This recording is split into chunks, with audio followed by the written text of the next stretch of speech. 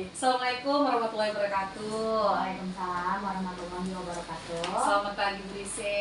Ibu. Oke, senang sekali rasanya di pagi hari ini saya dan Bu Rise bisa kembali bertemu ya Bu Rise ya. Nah, terima kasih sudah meluangkan waktunya di pagi hari ini. Kebetulan sesuai dengan jadwal, hari ini adalah pelaksanaan coaching atau supervisi akademik untuk Bu Rise. Oke, sebelumnya mungkin boleh perkenalkan nama dan juga kelas dan mata pelajaran yang diampu, Bu. Baik Bu, nama saya Yuseni Rizka. Saya mengampu mata pelajaran Pendidikan Pancasila di kelas 10-1.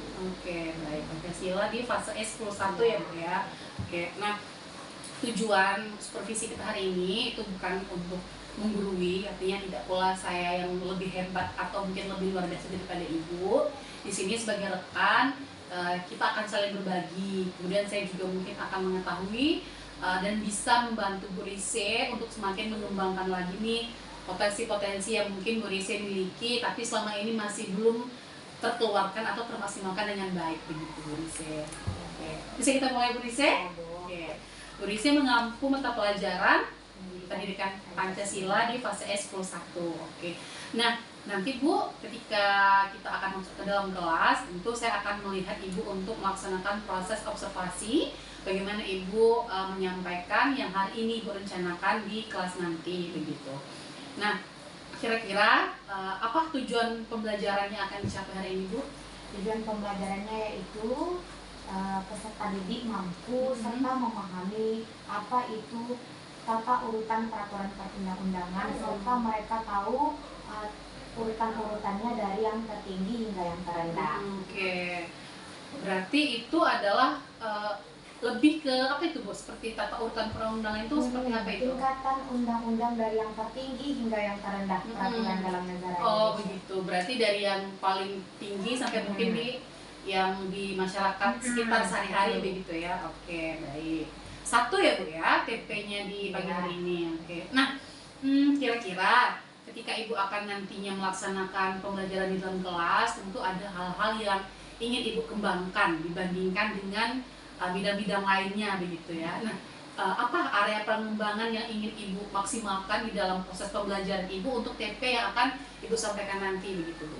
Saya ingin mengembangkan bagian untuk diferensiasi prosesnya. Saya ingin menciptakan pembelajaran yang menciptakan peserta didik itu mendapatkan perhatian yang sama, tidak ada yang terkhusus. Mereka saya jadikan berkelompok-kelompok sehingga nanti proses pembelajarannya berdiferensiasi sesuai dengan minat belajar mereka. Oke, luar biasa Bu ya, karena memang diferensiasi proses ini kan pasti akan setiap hari kita jumpain begitu ya Bu ya. Ibu ingin memfokuskan pada diferensiasi proses begitu. Artinya setiap anak itu akan mendapatkan perhatian sesuai dengan yang mereka butuhkan begitu ya Bu ya. Oke, luar biasa Bu Rise rencananya. Nah, selain diferensiasi proses Bu, ada tidak lagi hal-hal yang pengen Ibu lebih Ibu tonjolkan lah ya, ingin Ibu lebih berikan mereka kemampuan untuk mencapai hal tersebut begitu?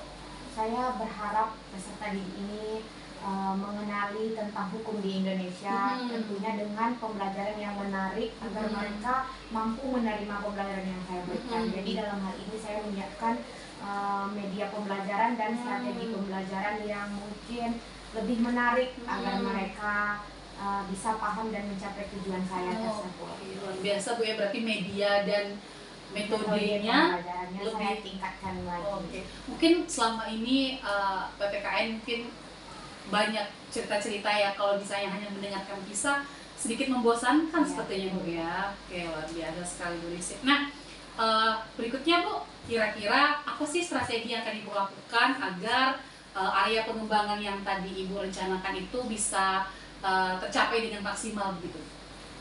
Saya tentunya membuat peserta didik itu nyaman dulu Bu dalam proses pembelajaran itu yang pertama. Kemudian nanti saya akan menyampaikan kepada mereka tujuan pembelajarannya.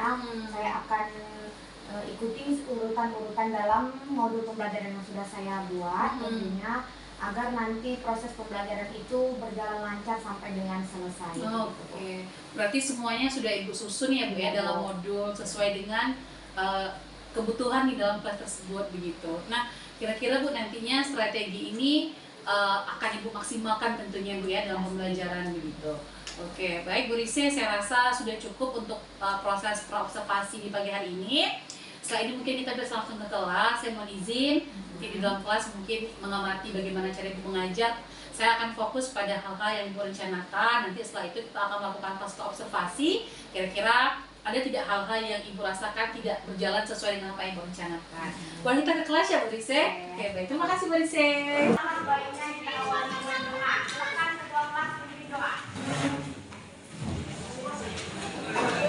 Pelajaran kita ulang menurut agama dan Tuhan.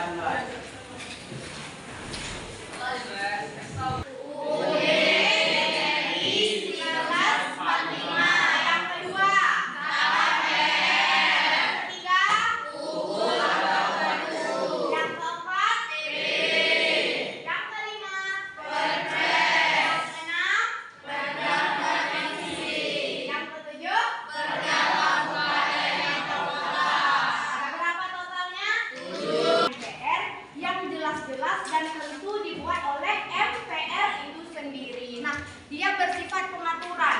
Jadi ketetapan MPR itu dia mengatur, mengikat ke dalam dan keluar MPR. Ini dia. Coba tolong kalian garis bawahi yang ada di bukunya. Nih, mengikat ke dalam dan keluar MPR. Nah, adapun contoh ketetapan MPR atau kewenangan MPR menurut undang-undang ada dua nih. Ini salah satu contoh aja ya. Nah, coba yang akan menyimpulkan pembelajaran kita hari ini. Saya Bu. Oke, silakan Adit. Ya, saya akan menyimpulkan pembelajaran hari ini mengenai tata urutan perundangan. Yang pertama, Undang-Undang Dasar Negara Indonesia 1945. Kedua, TAP MPR. Tiga, UU atau Perpu. Keempat, PP. 5, Perpres. 6, Perda Provinsi. 7, Perda Kabupaten atau Kota. Itulah Undang atau Perpu. Yang keempat, peraturan pemerintah. Yang kelima, Perpres. Yang keenam, dan yang terakhir, Oke, baiklah, itu adalah tata urutan peraturan perundang-undangan. Jangan sampai kalian lupa, diingat di kepalanya. Dan yang terakhir, Ibu mau mengingatkan tentang tugas. Tugas-tugas yang belum lengkap, tugas-tugas yang belum kalian kerjakan, silakan jumpai gurunya dan dikerjakan. Bisa dimengerti? Bisa dikerjakan? Bisa. Nah, tutup pembelajaran hari ini. Wabillahi taufiq wal hidayah. Wassalamualaikum warahmatullahi wabarakatuh.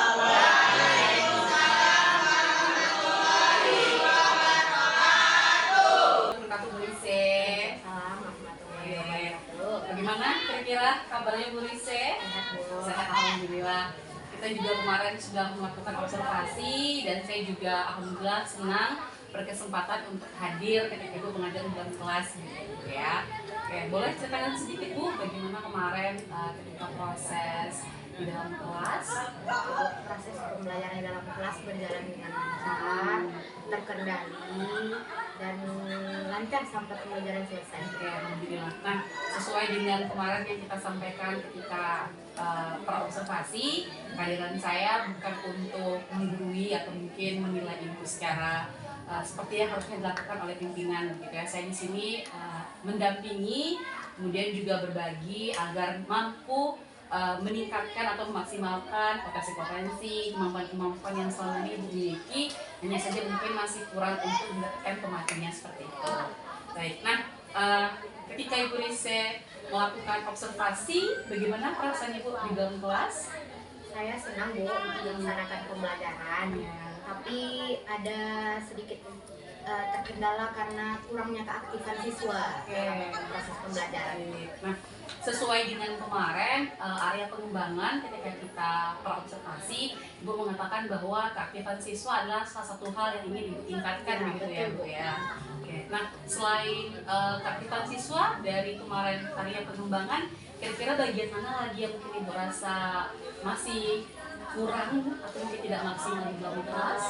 Mungkin dari segi model pembelajarannya juga kurang interaktif sehingga peserta didik merasa kurang tertarik dalam pembelajarannya. Kemarin kita di fase E101 ya Bu ya. Nah, baik. Nah, tadi Ibu mengatakan bahwa ada beberapa hal yang Ibu rasa masih belum maksimal gitu ya. Kedepannya tentu Ibu akan melakukan sesuatu untuk memaksimalkan hal-hal yang hari ini masih dirasa kurang.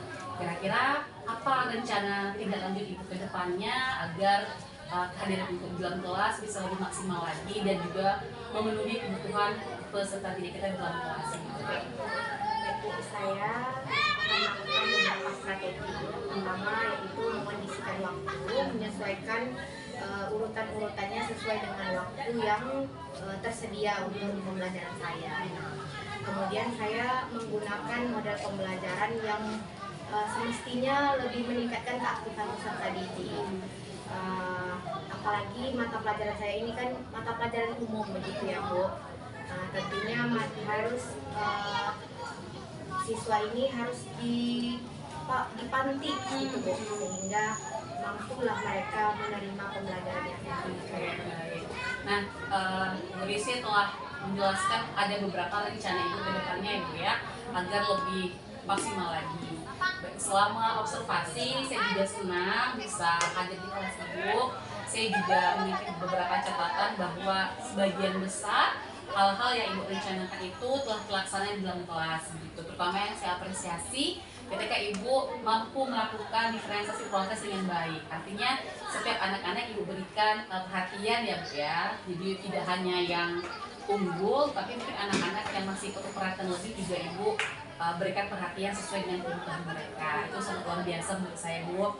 Kemudian saya juga senang Ibu bisa nyaman dalam artian anak-anak aktif dan mampu belajar dengan Ibu di dalam kelas. Walaupun ada beberapa catatan memang yang saya ingin berbagi, menurut saya memang strategi yang Ibu jalankan atau rencana tindak lanjut Ibu untuk lebih menggunakan model dan juga media pembelajaran yang lebih variatif juga menurut saya adalah hal yang juga bisa Ibu laksanakan ke depannya gitu.